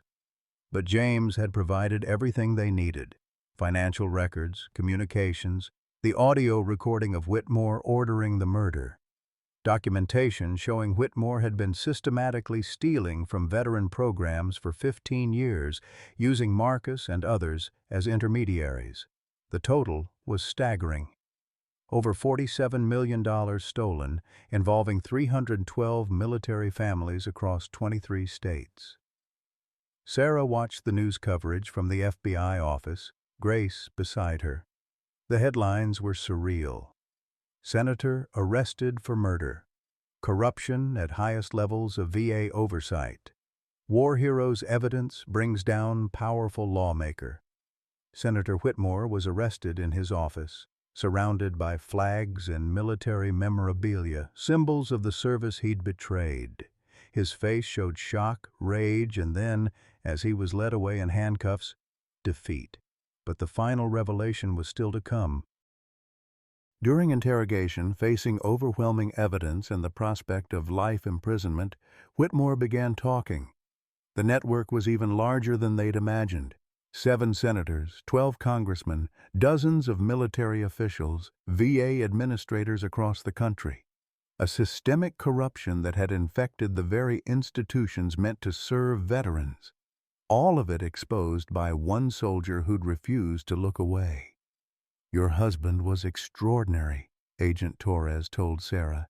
"He built a case that took down an entire criminal enterprise. He knew he wouldn't survive, so he created a dead man's switch, evidence hidden in multiple locations, clues for you and Grace to find, dogs trained to lead you to the truth.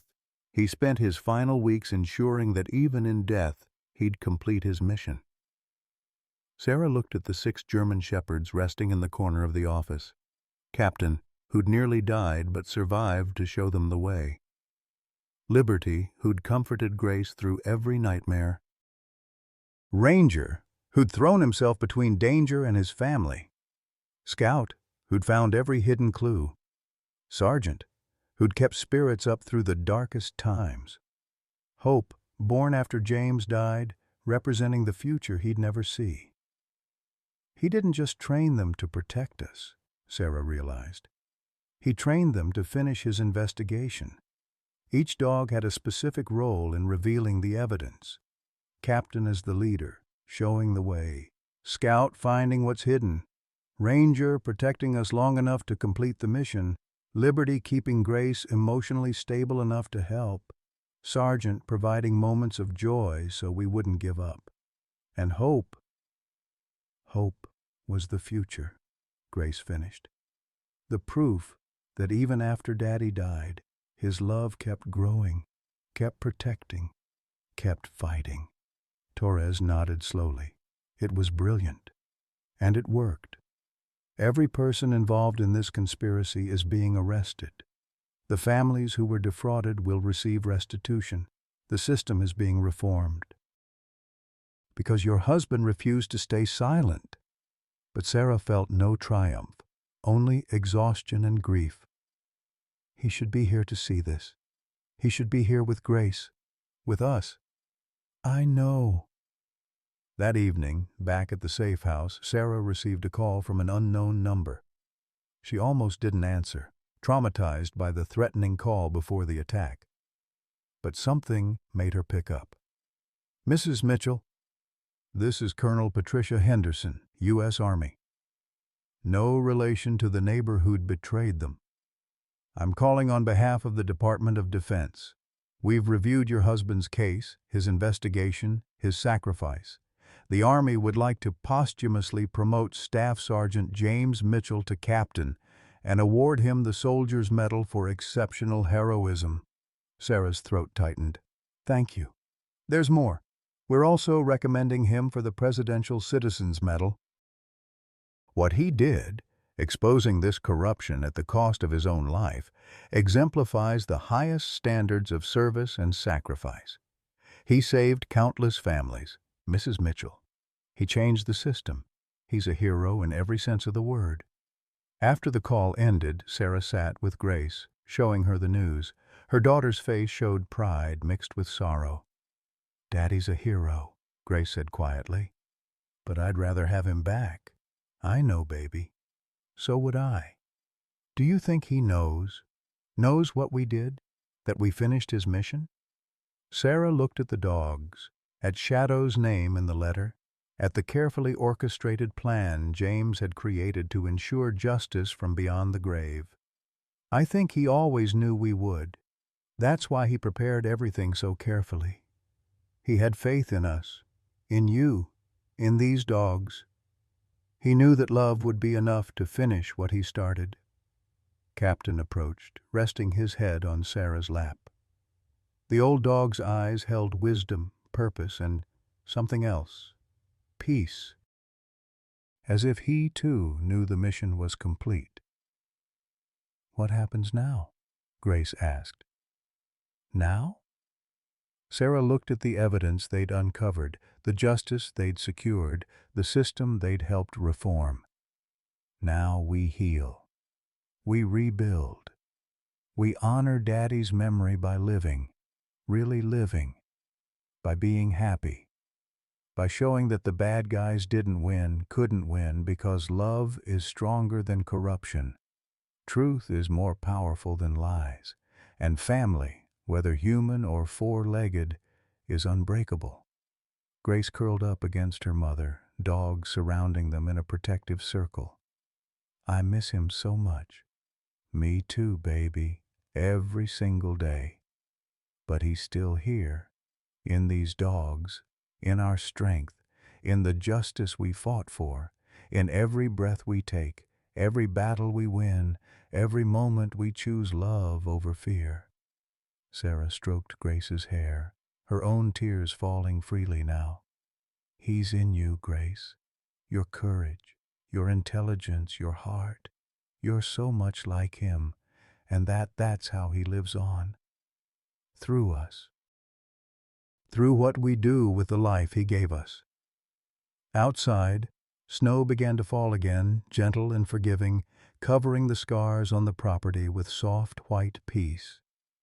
And somewhere in the night, if you listened carefully, you might hear 7 German shepherds, 6 living, 1 long gone, standing watch over a family that refused to be broken. The mission was complete, but the love would never end. 6 months later, Sarah stood in the spring sunshine, watching construction crews put the finishing touches on James's legacy K9 training center. The old property had been transformed. New kennels built where the damaged barn once stood, a training facility where James had kept his makeshift workshop, a memorial garden where Shadow's grave remained undisturbed, now surrounded by flowers Grace had planted. The house had been rebuilt too, stronger than before, with security systems and reinforced doors. But the most important change was invisible. The fear was gone. The threat had ended. Marcus Brennan and Senator Whitmore were serving life sentences without parole. The network they'd built had collapsed completely, with over 60 people arrested and charged. Most importantly, the 312 families they'd defrauded received full restitution, $47 million returned with interest. Sarah had insisted the donation funds meant for her family be redirected to those victims. They had enough. Others needed it more. Grace appeared beside her, now 9 years old, taller and stronger than 6 months ago. The haunted look in her eyes had faded, replaced with something Sarah recognized from James: determination, purpose, mission focus. "Mom, the first group arrives tomorrow. Are we ready?" Sarah looked at the center, at the 20 kennels, each holding a rescue dog carefully selected and evaluated, at the dormitories for visiting veterans, at the therapy rooms and training grounds, at the sign above the main building, James's legacy, where love lives on. "We're ready." The program they'd created was simple but powerful.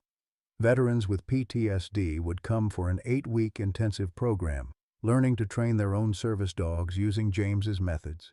The rescued dogs got homes, the veterans got healing, everyone got purpose. Helen Carter had joined as veterinary director, still amazed by Captain's miraculous recovery and determined to honor the dog who'd defied death itself. Pastor David had volunteered as chaplain, seeking redemption for his 6 years of silence. Agent Torres visited regularly, watching with satisfaction as justice translated into healing. The 6 dogs were there too, of course. Captain, now nearly 11 but still strong, served as the model for training. Liberty demonstrated comfort techniques. Ranger showed protection behaviors. Scout taught problem solving. Sergeant provided levity and joy. Hope, representing the future, worked with the youngest veterans. The first veteran arrived the next morning. Tom Bradford, 58, Afghanistan combat vet, severe PTSD. He'd been housebound for 3 years, unable to work, barely able to function. He stood in the parking lot, visibly shaking, unable to get out of his car. Sarah approached slowly, bringing Captain with her. "Tom." "I'm Sarah Mitchell. This is Captain. No pressure to get out. We can talk here if you prefer." Tom's eyes fixed on Captain, the large German shepherd sitting calmly, professionally, radiating steady strength. That's a military working dog?" "Was. He's retired now. He served with my husband in Afghanistan. My husband died 6 years ago. Captain's been protecting our daughter ever since." Something shifted in Tom's face. Understanding, recognition. "Your husband, was he James Mitchell, the one who exposed the corruption?" "Yes." Tom was quiet for a long moment. "My family was on the list. The stolen benefits. We got the restitution 3 months ago. It saved our house, saved my marriage. Your husband gave us our lives back." Sarah felt the familiar tightness in her chest. Even now, learning of James's impact on real people, real families, it overwhelmed her. He'd be glad to know that. "I can't believe he's gone." "Someone like that, doing what he did," Tom's voice cracked. "And I'm here, still alive, still useless." "You're not useless. You're here. That takes courage. More courage than most people understand." Sarah gestured to Captain. "This dog nearly died 6 months ago. His heart was failing. Everyone said he wouldn't make it, but he did, because he had a mission. He had purpose. He had someone who needed him." She met Tom's eyes. You have all that too. You just need to find it again. That's what we do here. We help veterans remember that life still has missions worth completing. Starting with this one: save a dog, train a companion, heal yourself. Tom looked at Captain, at Sarah, at the center beyond. Slowly, carefully, he opened the car door and stepped out. Over the next 8 weeks, Sarah watched 20 veterans transform. The process was slow, painful, filled with setbacks and breakthroughs. Some veterans couldn't make eye contact at first. Others couldn't stop shaking. Several had panic attacks their first week. 2 almost quit. But the dogs were patient. And Grace, remarkably, had a gift. At 9 years old, she understood trauma in a way most adults never would. She'd lived it, survived it, and she knew how to communicate with the broken pieces of people because she'd had to reassemble her own. She worked especially closely with a young veteran named Marcus, a name that had made Sarah freeze when she heard it, flooding her with rage and memory. But this Marcus was 23, barely older than a child, with eyes that had seen too much death. "I can't do this," Marcus told Grace during his second week, tears streaming down his face as his assigned dog, a rescue named Duke, waited patiently. "I can't be responsible for another life. Everyone I was responsible for died. My whole unit gone. Because of decisions I made." Grace sat beside him, and when she spoke, her voice carried the weight of wisdom earned through suffering. "My daddy felt that way too. He lost soldiers, friends. He came home blaming himself. The guilt almost destroyed him. How did he deal with it? He found something to protect, something to love, something that needed him." Grace gestured to Duke. "This dog was abused, abandoned, almost put down. He's alive because someone gave him another chance. He's here because he needs you, not the perfect you, not the you from before, the you that exists right now, today, broken and guilty and here." Marcus looked at the dog, really looked, and Sarah saw the moment something shifted. The mission focus James had lived by, passed to his dogs, passed to his daughter, passing now to a broken veteran who needed a reason to keep breathing. By week 8, all 20 veterans had bonded with their dogs, learned the training techniques, begun the healing process. The graduation ceremony was small, intimate, held in the memorial garden where Shadow's grave remained marked with flowers. Tom spoke on behalf of the group. "6 months ago, I was ready to die. Not living, just existing, waiting for the end. Then I came here, met these people, these dogs, learned about James Mitchell, a man who gave everything to serve others, even after death." He looked at Captain sitting beside Grace. "That dog saved my life, not just by being a good boy, though he is, but by showing me what service looks like, what loyalty looks like, what love looks like. He lost his partner 6 years ago and never stopped serving, never stopped protecting, never stopped loving." Tom's voice broke. "If a dog can be that loyal, that committed, that full of purpose, then maybe I can too. Maybe we all can." The veterans stood one by one with their dogs, and Sarah saw what James had seen, that healing happens through purpose, through connection, through the simple act of being needed by another living being. After the ceremony, Grace approached her mother. "Dad would be proud, right?" "So proud, baby, so incredibly proud. I want to do this forever. When I grow up, train dogs, help veterans, keep Dad's mission going." Sarah pulled her daughter close. "Then that's what we'll do. Together." That evening, as the last visitors left, Sarah walked through the center with the 6 dogs. The sun was setting, painting the Montana sky in shades of gold and purple. She stopped at Shadow's grave, reading the inscription they'd added: "Shadow, the 7th guardian, mission complete." Beside it, they'd placed a memorial for James, not a grave. He was buried in the town cemetery, but a monument. Black granite with his photo in uniform, surrounded by images of all 7 dogs. The inscription read, Staff Sergeant James Mitchell, hero, father, guardian. His love transcended death. His mission inspired thousands. His legacy lives in every life saved, every dog trained, every veteran healed. The watch continues. Grace joined her, reading the words she'd helped choose. Mom, do you think there's a heaven for dogs? I do. Then Shadow and Dad are together again. And Shadow probably told him everything. How we found the evidence, brought down the bad guys, built this place. I bet Dad's really happy. Sarah smiled through tears. I bet he is. Captain approached, moving slowly but with dignity.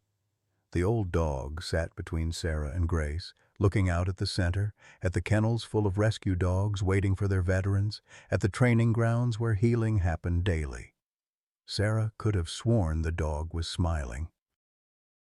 3 months later, national news covered the story of James's Legacy K9 Training Center. The program had expanded to serve 50 veterans at a time, with a waiting list of over 300. Other organizations were adopting the model, creating similar centers nationwide. The Department of Defense announced a new initiative, the James Mitchell Memorial Program, providing funding for therapy dog training for all veterans with PTSD. Millions of dollars, thousands of lives touched, all because one man refused to stay silent about corruption. Senator Whitmore's trial became the longest in federal court history, with 127 counts ranging from murder to racketeering. The evidence James had gathered was so comprehensive, so meticulously documented, that the defense had no strategy except to plead for mercy. There was none. Life imprisonment, served in a maximum security facility with no possibility of parole. Marcus Brennan received the same sentence. Mrs.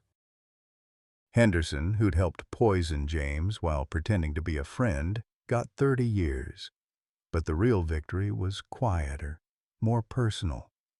It was Grace, laughing as she trained a new rescue dog, her trauma transformed into purpose. It was Sarah, sleeping through the night for the first time in 6 years, no longer haunted by impossible choices and crushing poverty. It was 20, 50, eventually hundreds of veterans finding reasons to live, missions to complete, love to give and receive. It was the 312 families who'd been defrauded getting their money back, their dignity restored, their sacrifice honored.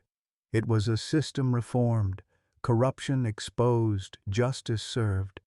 And it was 6 German shepherds, growing older but never retiring, continuing their mission with the same dedication they'd shown from the beginning. On the 1-year anniversary of the center's opening, a ceremony was held. The governor came, military officials, veterans from across the country. Media documenting the miracle of James's vision made real. Grace, now 10, stood at the podium with surprising confidence. Sarah watched her daughter, small but fierce, carrying James's determination in every gesture, and marveled at the transformation. "My name is Grace Mitchell," she began. "A year ago, my mom and I were about to lose everything. Our home, our dogs, our hope.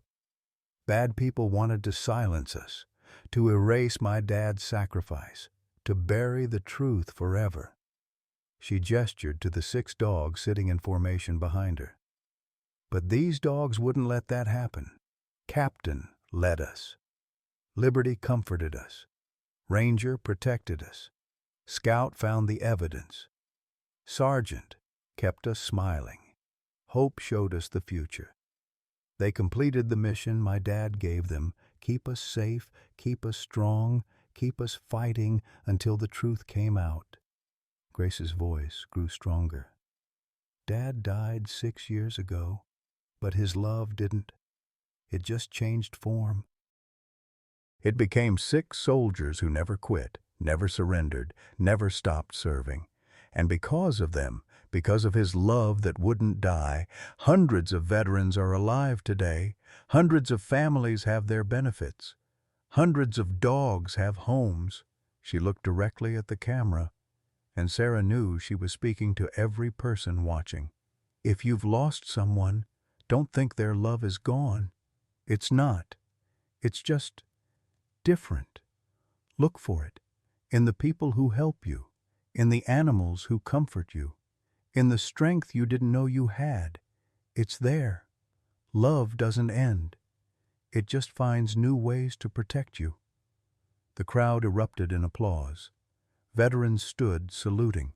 Grace stepped back from the podium and walked directly to Captain, kneeling beside the old dog, wrapping her arms around his neck. Sarah joined them, and the other 5 dogs pressed close, creating a circle of fur and love and unbreakable bonds. The cameras captured it. A widow, a fatherless child, and 6 German shepherds who'd defied every odd, overcome every obstacle, and proven that love, loyalty, and truth were more powerful than any corruption. That image, Grace and Sarah surrounded by the dogs in the golden afternoon light, the center James had envisioned standing proud behind them, became iconic.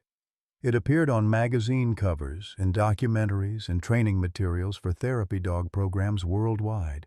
But for Sarah and Grace, it was simply the truth of their lives.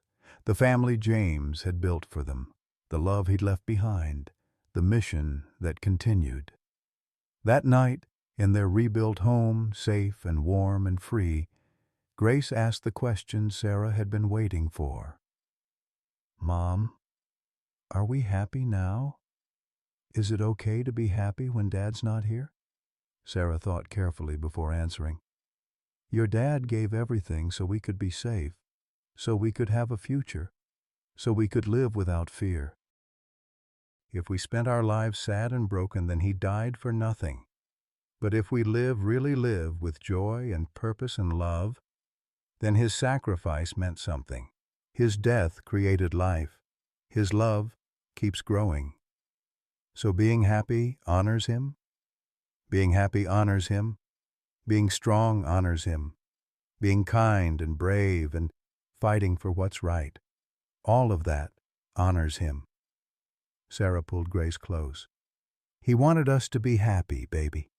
That was the whole point. Everything he did, everything he sacrificed, was so we could have this peace, safety, a future. Don't waste his gift by refusing to accept it." Grace was quiet, processing. Then, "I think I understand. Love isn't just about being sad when someone's gone. It's about living the life they wanted for you." Exactly. Outside, the 6 dogs settled into their nighttime positions. Captain at the door, Liberty near Grace's room, Ranger at the window, Scout by the back entrance, Sergeant in the hall, Hope wherever Grace was. The same pattern they'd held for 6 years, unwavering in their commitment. Sarah watched them, these soldiers who'd never stopped serving, and whispered into the darkness, "Thank you, James. Thank you for loving us enough to prepare for everything. Thank you for giving us the weapons to fight. Thank you for these dogs, this mission, this life. We did it. We finished what you started. You can rest now. We're safe. We're happy. We're home." If dogs could speak, Captain might have said that James was already resting, already at peace, already proud beyond measure. But dogs don't need words. Their loyalty speaks volumes. Their love transcends language. Their service honors the humans who train them, trust them, and ultimately need them. And in a rebuilt home in Montana, under a sky full of stars, 6 German shepherds stood watch over a family that refused to be broken, a legacy that wouldn't die, and a love that proved once and for all that death has no dominion over those who give everything for others. The mission was complete. The love lived on, and somewhere in whatever comes after, James Mitchell smiled, knowing his girls and his soldiers had won. To everyone who's lost someone they loved, a spouse, a parent, a friend who served, this story is for you. James Mitchell didn't just leave behind dogs when he died. He left behind a promise that love never ends, it just changes form. How many of us have felt that emptiness, that chair at the dinner table that stays empty, those holidays that feel incomplete? We tell ourselves to move on, to be strong, but the grief sits heavy on our hearts. Here's what James understood that took Sarah 6 years to learn. Honoring those we've lost isn't about staying broken. It's about living the life they wanted for us. It's about finding joy again without guilt. It's about accepting that their love is still here in the people who help us, in the strength we discover, in the purpose we find. Grace was 8 years old, surrounded by 6 dogs her father trained before he died, and she learned something profound. Happiness isn't betraying the dead. Happiness is honoring their sacrifice.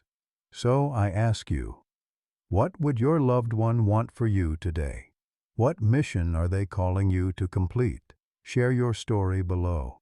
Tell us about someone whose love still protects you, even though they're gone.